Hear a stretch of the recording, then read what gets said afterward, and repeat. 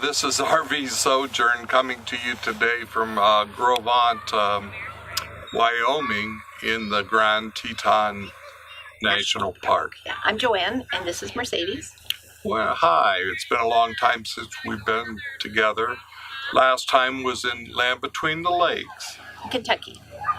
Yeah, and we've gone traveling since then, and we've been remiss in making these videos. We left there and went to Babbler State Park in St. Louis, on to Waubonsee State Park in Iowa, then on to Palisades State Park in South Dakota, and then Custer State Park in the Black Hills of South Dakota.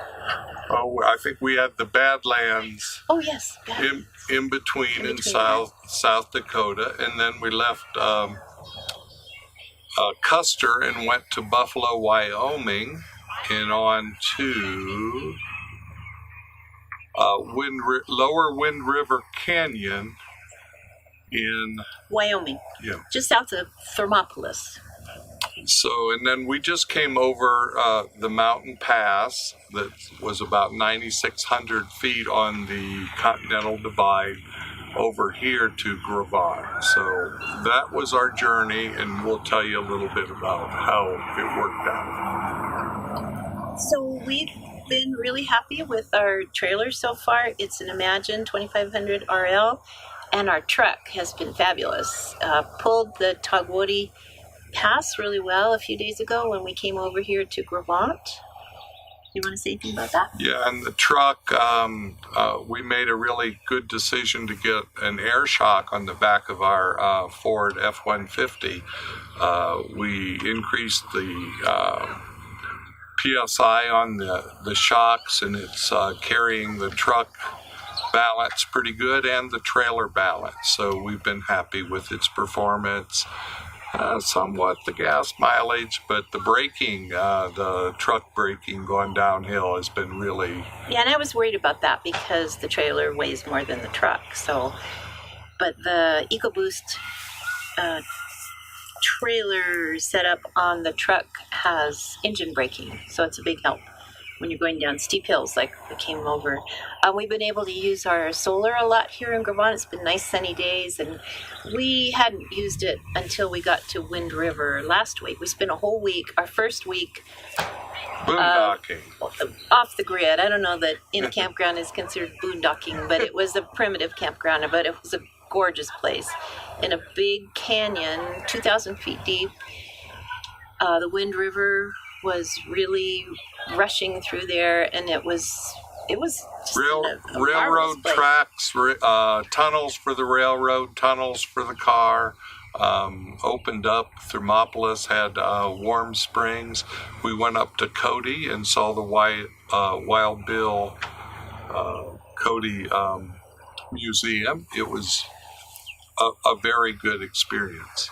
Good museum affiliated with the Smithsonian. I expected it to be kind of hokey, but it was a great museum, and the drive up to Cody was amazing. I didn't realize there were so many mountains in Wyoming. Everywhere you look, there's snow-capped mountains, and we've seen a lot of snow since we've been in Wyoming, not in the campgrounds, but up above us just slightly. Do you want to go back to the beginning? Back in Babbler State Park in St. Louis, we went into St. Louis to celebrate Joanne's birthday. We had a big old plate of ribs, and we went to, what was the name of that park? Forest Park in downtown St. Louis. St. Louis is a really vibrant town. That was a fun experience. We went on to Waubonsee up in Iowa. That was really interesting for its geological formation. They have a type of hills there. It's in western Iowa. They're called Luss Hills, and the only other place you find them are in China. They're hardened sand dunes. They just seem like hills, but they have a kind of a distinct shape. And they had good trails, a great overlook where Dean got some beautiful pictures of sunsets. So the sunsets, if you like those pictures, they're available there. We went on to Palisades. Again, geology, it had all these red rock formations In the river. Alongside the river. There's a lot of rock climbing along the river, good walking paths. It looks like a great river to fish. We spent some time in Sioux Falls. Yeah, oh, that was a nice day in Sioux Falls. The city has done a magnificent job of grooming and caring for the park around Sioux Falls. A nice experience there. We went on from there into the Black Hills. Into Custer State Park. Badlands. I keep forgetting that. We went to the Badlands. We met a wonderful couple, which we give a shout out to Kathy and Wayne of Texas. We hope to get out there and visit them this fall. We experienced a tremendous storm in the Badlands. Kathy and Wayne were there that night, and holy cow, I wish I would have filmed inside the trailer because it was rocking. It was constant lightning for hours, lots of rain. And Kathy and Wayne are used to big storms like that, and they told us the next morning that that was a tremendous storm. So we've had some experiences with big storms when we left. When we left Ohio at the end of April, we ran into a lot of rainy, windy, stormy spring weather, high rivers. Everywhere we've been, practically. Yeah, and so it doesn't end here. Gros Ventre has the We've Tetons. had some storms here, too. The rivers are up a little, and the snow's still on the mountains. When we left the Badlands, we went to Custer State Park. I cannot say enough good things about that state park. It was really interesting. Wildlife, beautiful mountains. I didn't know the Black Hills were so beautiful. We stayed at Bluebell Campground. We had electricity there, right? Right. And there was horse boarding stables right behind us, and we got to watch them drive the horses from the meadow up to the stables. There were wild turkeys everywhere. They have a wildlife loop that you can drive and see lots of bison and antelope. We finally got our wildlife in. We haven't seen any bears, thank goodness, yet, but we're moving up to Yellowstone tomorrow, so we probably will. Okay, so from the Black Hills, then we went to Buffalo. Yeah. That was a terrible driving experience because we saw that there was going to be a storm, but we didn't know how bad of a storm it was going to be, so we just kept our eye on it and slowed down. Dean slowed down to about 40 and slipped between two supercells. And when we got to the town of Buffalo, there was a lot of hail on the road, and we were so glad we didn't get our equipment damaged by that.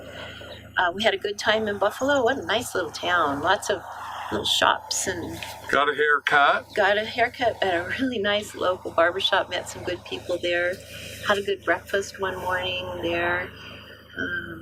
Did some shopping for my daughter-in-law at a consignment shop. What else did we do? There was a nice park. It was called Deer Park RV Parks, and that was our first experience in an RV park. And it was nice to have lots of water and. Deer Park was interesting. It was a park with a lot of. It looked like it had been an orchard at one time, and within it there were the wild turkey and the deer were out every morning. The walks in the morning and the way it worked out. Mercedes enjoyed that park. There was a little nature trail there, and she enjoyed walking on that. We've enjoyed learning all the experiences of living in an RV. There's some inconveniences on showering or towel bathing, and when you find a park, whether it be federal, state, or private, and they have good showers, it's wonderful. My hair has suffered, and I'm having kind of a bad hair day today. So, it makes you appreciate things so much. But we're just having the best time. We're having so much fun, more fun than we thought we would have, really. And we think we can keep at this for quite a while. And Mercedes is still adjusting. She's a little barky and nervous, but she's doing better. I have a thing so that she can, I can hook her onto my bicycle and she can run alongside my bicycle safely. So that's been fun. And we drug those bicycles 2,000 miles before we actually used them. We were starting to doubt whether we should have brought them or not. But here at Gros Ventre, we're really happy that we did. Madge, our Imagine trailer, is sort of like a Conestoga wagon. As we drive further away from home, we start throwing out a few items every stop. Maybe when we get back in August through Ohio, maybe we'll be hundreds of pounds lighter. Let's hope so. We're starting to perfect our generator techniques and our solar panel techniques. Today we were able to use the solar for like 5 hours, and it really charged up our batteries pretty well. We'll have to run the generators a little bit tonight. Joanne's got, we've sort of been working with each other, trying to allocate duties and daily things. She's learned how to read the batteries. I have too. I've never done that. We use a multimeter. Eventually we'd like to get a charge controller and a battery monitor so that we can do it from inside the trailer. And that we can run our internal 110 circuits off of the batteries and or generators at will. So hopeful future.